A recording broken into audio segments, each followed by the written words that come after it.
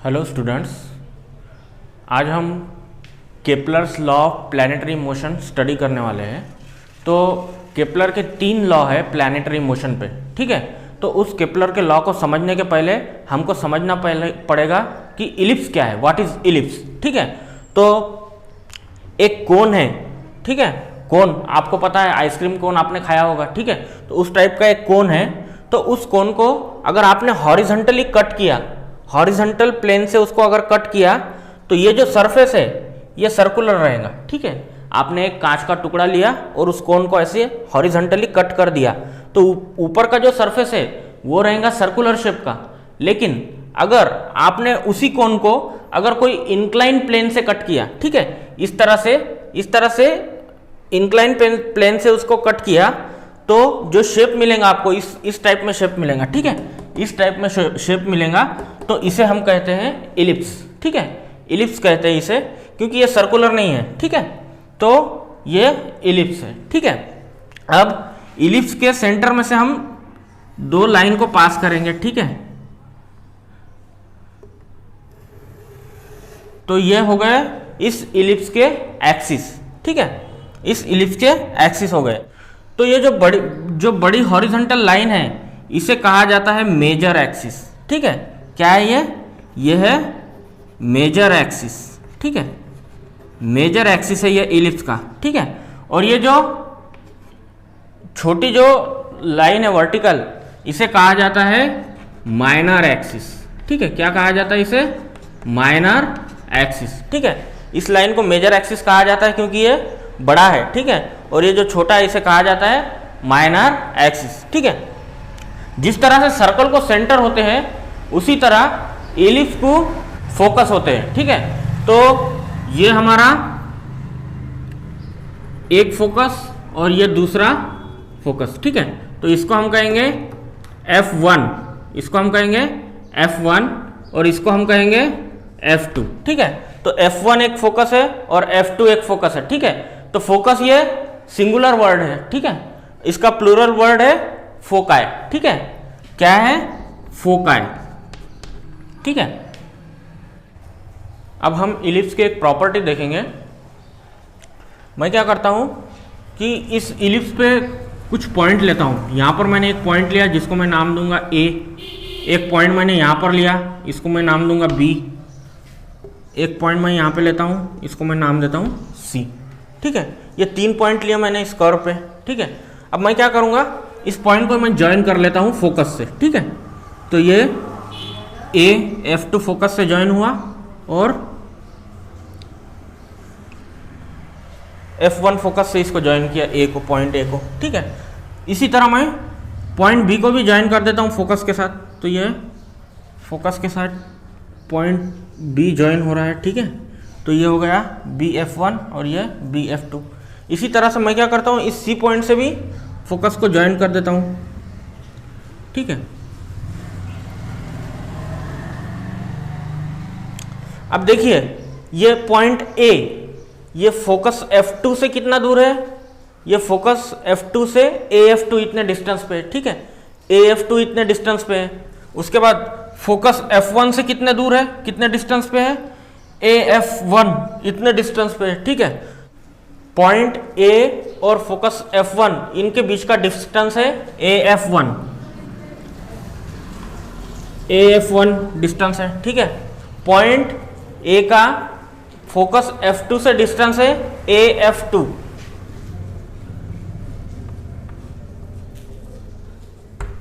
ठीक है। उसके बाद पॉइंट B का फोकस F1 से डिस्टेंस कितना है? BF1, BF1। पॉइंट B का फोकस F2 से डिस्टेंस कितना है? BF2, BF2, ठीक है। उसी तरह पॉइंट C का फोकस F1 से डिस्टेंस कितना है? CF1, इतना डिस्टेंस है CF1, ठीक है, CF1। पॉइंट C का फोकस F2 से डिस्टेंस कितना है? इतना डिस्टेंस है, मतलब CF2, CF2 इतना डिस्टेंस है, ठीक है। अब मैं इन दोनों की सम करता हूं, ठीक है।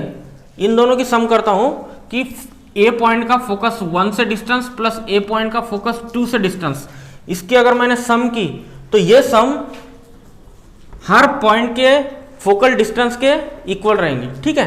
तो ये जो पॉइंट बी है इसका फोकस F1 से डिस्टेंस प्लस फोकस F2 से डिस्टेंस, ये भी डिस्टेंस इसके इक्वल रहेगा, ठीक है।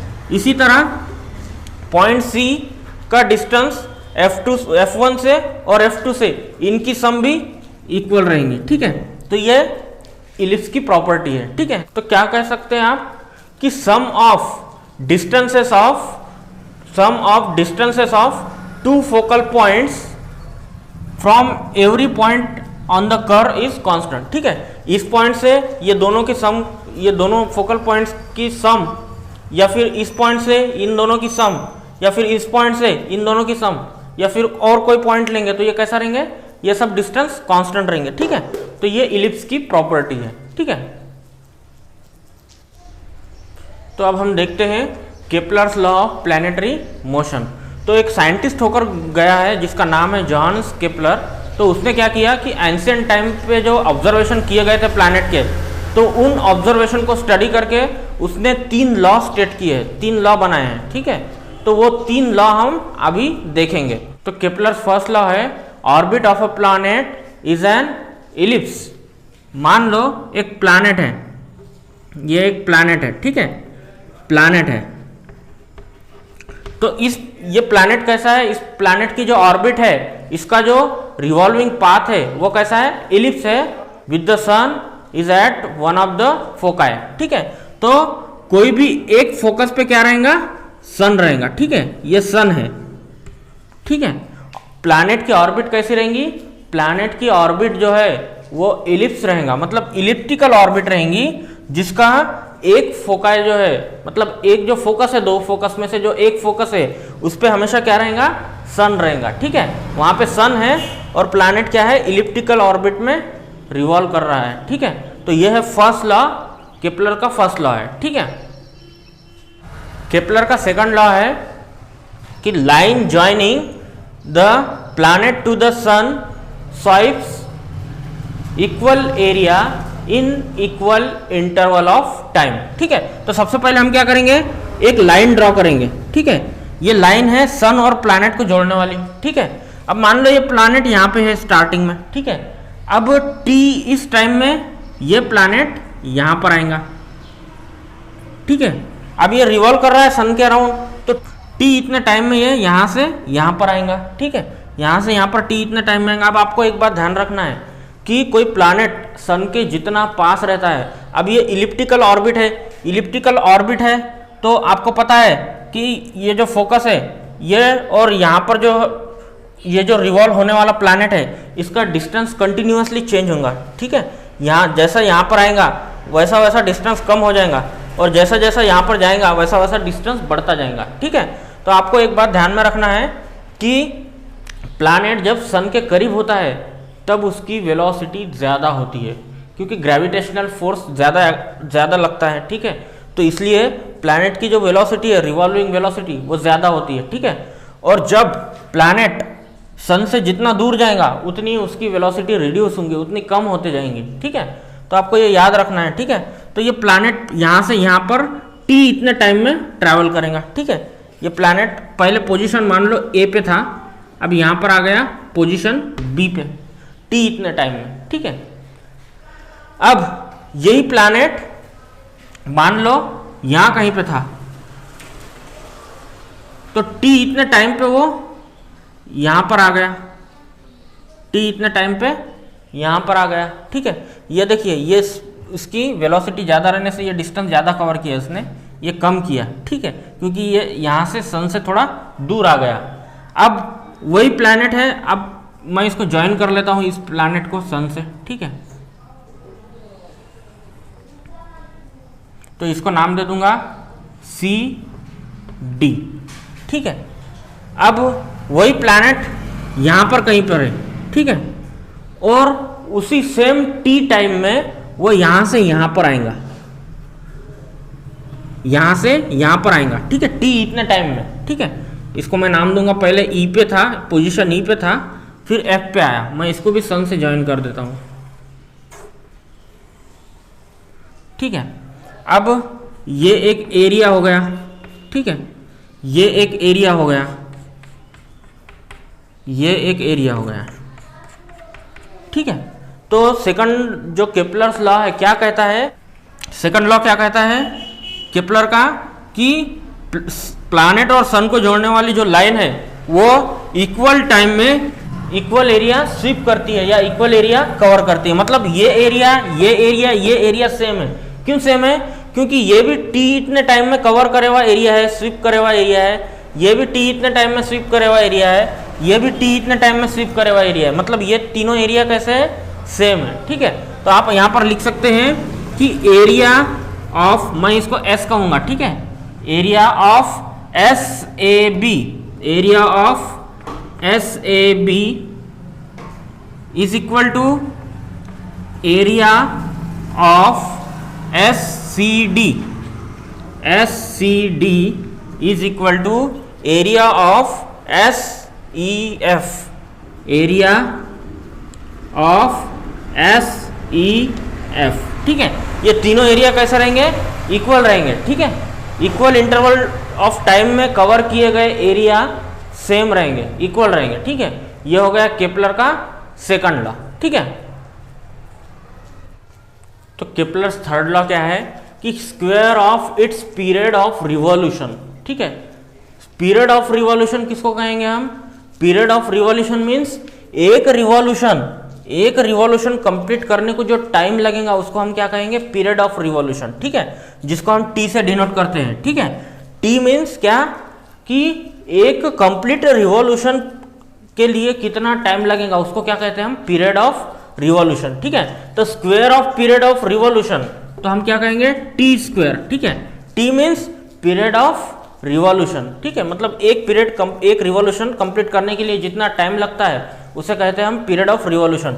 तो पीरियड ऑफ रिवॉल्यूशन, स्क्वायर कहाँ गया तो इसलिए T square, period of revolution around the sun is directly proportional. कैसा है ये? डायरेक्टली प्रोपोर्शनल है, ये प्रोपोर्शनैलिटी का साइन है। Is directly proportional to the cube of the mean distance, cube of the mean distance. Mean distance क्यों कहा गया है आपको मीन डिस्टेंस? क्योंकि देखिए ये जो ऑर्बिट है तो यहाँ से प्लैनेट का हर जगह पे डिस्टेंस अलग अलग है। यहाँ पर अलग है, यहाँ पर अलग है, यहाँ पर अलग है, यहाँ पर अलग है। मतलब कम ज़्यादा हर जगह पे डिस्टेंस है, ठीक है। तो कौन सा डिस्टेंस लेना है हमको? मीन डिस्टेंस, मतलब एवरेज डिस्टेंस लेना है हमको। इन सब का क्या निकालना है हमको? एवरेज निकाल के वो जो एवरेज डिस्टेंस है वो डिस्टेंस तो क्या है? Around the sun is directly proportional to the cube of the mean distance, mean distance, ठीक है। तो हम अज्यूम करेंगे कि मीन डिस्टेंस सपोज आर है तो cube of mean distance, cube of mean distance, ठीक है। तो R cube, mean distance of a planet from sun, ये हो गया R is the mean, let R is the mean distance of planet from the sun, तो इसका cube, ठीक है।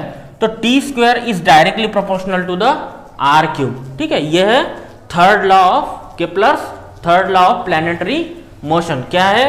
Square of its period of revolution, square of its period of revolution around the sun is directly proportional to the cube of, is directly proportional to the cube of mean distance of a planet from the sun. ये हो गया हमारा third Kepler's law. तो अगर हमको इसको solve करना है तो क्या करेंगे हम? ये कैसे निकालेंगे? ये साइन जो है प्रोपोर्शनैलिटी का कैसे निकालते हैं? यहाँ पर हम कुछ ना कुछ कांस्टेंट लिखते हैं, ठीक है। तो हम लिखेंगे T square is equal to K into R cube, where K is constant of proportionality. K क्या है? Constant of proportionality. तो हम इस आर क्यूब को इधर लाएंगे तो टी स्क्वायर, ये आर क्यूब डिनोमिनेटर में चला जाएगा, is equal T square upon R cube is equal to K, where K is constant. K क्या है? कांस्टेंट, ठीक है। तो इस तरह से हम इसका थर्ड लॉ को, केपलर्स थर्ड लॉ को एक्सप्लेन कर सकते हैं, ठीक है। तो ये हो गया आपका Kepler's third law of planetary motion.